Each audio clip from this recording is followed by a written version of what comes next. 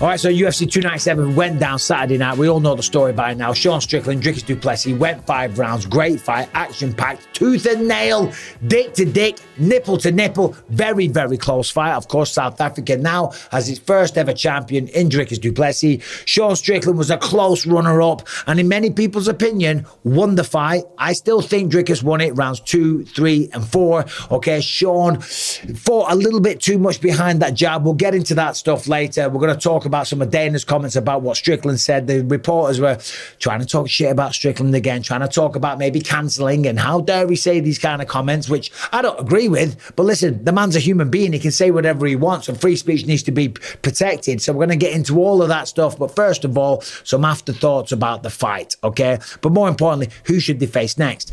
It was a close fight, but at the post-fight press conference, Dana White said, well, first of all, he said that he thought Sean Strickland won. Curious, did you have him winning that fight? Funny, we were just looking at how the media had scored it, and right down the middle. I had it 2-2 going into the last round, and I thought Strickland won the last round. Guys who were sitting at the same table had it the other way, and it was a close fight. Dricus said, that's bullshit, mate. Okay? Said that's bullshit, okay? Just so for the record, is there some people that think I lost the fight?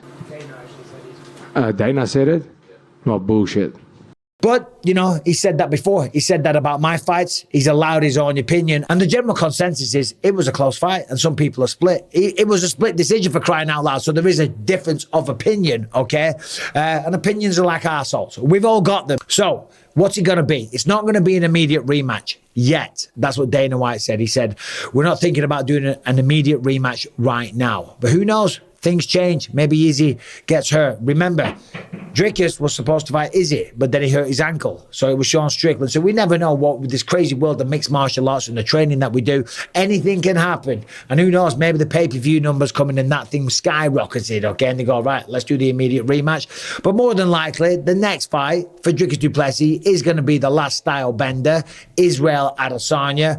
Dricus called him out inside the octagon, right? Said, I've taken your shine, so let's do this. There was another guy who tried to take my shine. He lost his shine, now I have your shine. You didn't get into the cage tonight, but Israel Adesanya, get your back in the UFC so we can settle the score.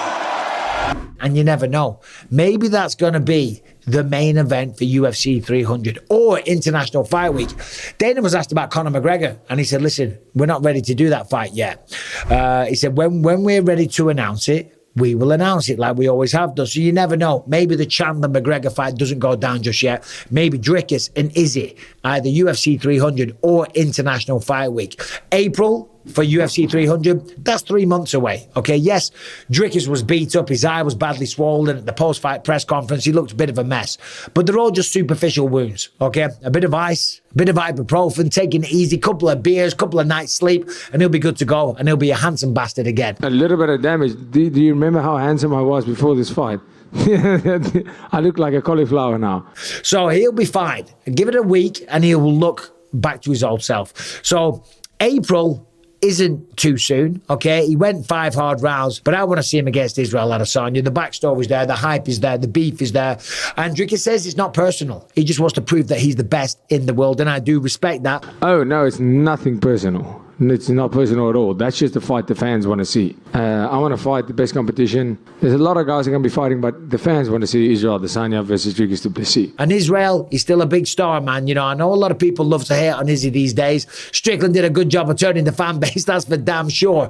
But he's still a draw, and he's still a hell of a fighter. And honestly, Dricus needs that fight to really, really solidify himself as champion. He needs to fight Israel Adesanya, and I, for one, I want to see it as a fan. Now, for Sean Strickland, okay, he went out, he had a great fight, but he lost, okay? He fought predominantly behind the jab. I spoke about this on my instant reaction. Sean has great takedown defense, great jiu-jitsu, beautiful striking, and of course, the jab is one of the best in mixed martial arts, okay? It's very fast, it's piercing, it's accurate, and it's powerful. Look at the face on Dricus. But he needs to add to that. It's not enough, okay? And I do feel that just fighting behind the jab was kind of what got Dricus the decision. Throwing the big kicks, throwing the head kicks, the body kicks, and swinging and going forward, being the aggressor. The 3Ds, that's how you score a fight. Damage, duration, dominance, okay? And if it's all even, then you look at other things like octagon control, okay? And the visual of Dricus going forward, swinging, throwing head kicks and stuff like that. that skews the opinion, that might get the judge to lean towards your side. Sean, as I say, uses that jab beautifully. And of course, he does follow up with the right on occasion. That's how he hurt Israel in the first round. But he needs to do that more. And he needs to put together more combinations. And not being critical. When you lose a fight, regardless of whether or not it was close, it was a robbery or whatever, you got to look at yourself and you've got to evolve. So what does he need to do? What does he need to change? He's got to go forward a little bit more. I'm not saying reinvent the wheel. I'm not saying change his entire style. But in a fight like that, where one man's driving you backwards the whole time, okay, you've got to stop him. You've got to use that jab, put him in his spot, and then back him up, right? That's a very different visual from the judges. Again, not kicking a man while he's down. Who should he fight next? The only other person that I can see for Sean Strickland, listen, there's Khamzat Chimaev out there, okay? He's saying, I'll see you soon, Dricus. Now it's my time. Yeah, don't run too much. Let's wait, man.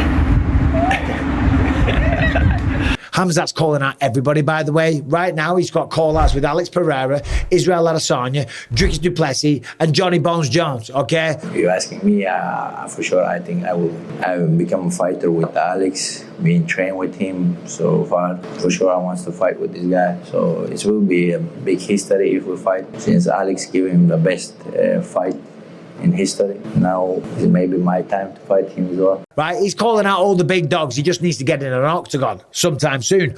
And against a middleweight, not a heavyweight, and not the greatest of all time. But I do respect that. I do like it, and it gives me something to talk about. No, Sean Strickland, the logical matchup for me, and he ain't going to like this, and the opponent won't like this, is Jared Cannonier. He's now the only person outside of Izzy, Khamzat, Dricus, and Sean with a shot at the belt. He beat Sean Strickland not too long ago.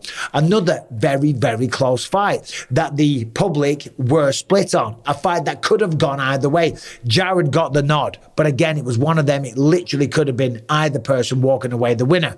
Again, that goes back to being the aggressor, going forward more. And if that isn't working halfway through the fight, then you've got to have a plan B. You've got to be aggressive because the judges notice that. It's a fight at the end of the day. Jared Cannonier would be my next pick, okay, for Sean Strickland, right? Whilst Izzy and Dricus, they fight. In the meantime, Sean and Jared Cannonier, they get it on. They bring it on, come on. And the winner gets another shot at the belt, okay? So, there's the fight. There's my thoughts. Now we're going to talk about the press conference. As I said, Dana thought that Dricus lost the fight, okay? He's not on his own. But it wasn't the only thing that he said. Here he is at the post-fight press conference, gets asked about Sean Strickland and some of the comments that he made this week. When the trash talk between Sean and Dricus got a little dark there with the child abuse and then the brawl at 296, did you ever consider going to those guys and saying, hey, this might be the one time you need to tone it down? This might be the one time you need to what? Tone it down, the trash talk? I don't tell anybody to do anything. I don't try to control any other human beings in any way, shape, or form. They do it this way. I say it all the time. We're in the fight business. And, you know, if you get your feelings hurt that bad, you probably shouldn't ask the type of questions when you know the answer you're going to get from Strickland. Let's start there. You know what I mean? If you ask him, you know who he is. And if you ask him a certain question, he was baited in that question. Well, I'm not, sorry. Listen, you're going to call me a company man, but he's absolutely right there. That reporter knew what he was doing. He was bringing up those topics that Sean likes to talk about that are controversial. He brought that up because he wanted Sean to say some stuff there so he can go ahead, write his article, and then cause some controversy, right? And now I know the reporter's name, but I'm not going to say it. I didn't know it beforehand. Let's continue. So not referring to that question, just, you know, Strickland got a little... I know what you're saying. Okay. I know what you asked me. It is what it is. It's the fight business, man.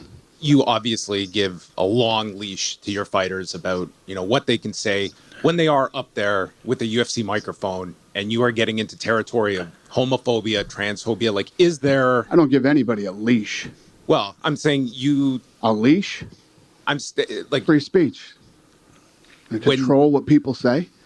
Going to tell people what to believe. Going to tell people... I don't tell any other human being what to say, what to think, and there's no leashes on any of them. And I tell you what, he's absolutely right there, okay? I fought for the UFC for what, 14 years? Something like that. He never once told me what to say. Gave me advice here and there. I'll tell you a bit of advice that he gave me that is actually very funny. When I was coaching the Ultimate Fighter, which I did on 2 occasions, I did a few things that I regretted, okay? And then one day, the producers were pissed and Dana was pissed and they pulled me to one side and had a word. And I said, oh, you're not going to put that in the show, are you? You're not going to air that on TV. And he goes, Mike, let me give you a bit of advice. If you don't want to come across as a dick on TV, don't act like a dick on TV. And that might have been some of the best advice I got, because he's absolutely right. If you don't act like a dick in the first place, then you can't look like a dick afterwards. But yeah, listen, some of the stuff that Sean says, of course, it's not for the faint-hearted, okay? And I'm sure it is very offensive to a lot of people. But this is the fight game. And people say some awful, nasty shit, okay? He can't, right, go out there and start reprimanding every single fighter for everything that they say. That's not the business that they're in. The business that they're in is putting the best fighters on the planet in an octagon, in their underpants, with 4-ounce gloves on to go to war. Dick to dick. Nipple to nipple. So fair play to Dana for that one, and fair play to Dricus and Sean Strickland for giving us a great fight. I thoroughly enjoyed it. They both entertained the fans. Dricus, congrats on being the champ. Can't wait to see who's next. It's Israel Adesanya. That's my money. Jared Cannonier, Sean Strickland. That's a tough fight for both men, but it's a fight that could see them fighting for the belt once again. Anyway, there it is. There is my UFC 297 afterthoughts. Hope you're well wherever you are in the world. Thank you for watching. Subscribe, ring the bell. Only takes 2 seconds. Come on, you buggers. Push that button down there, and I'll see you soon. Thanks for watching.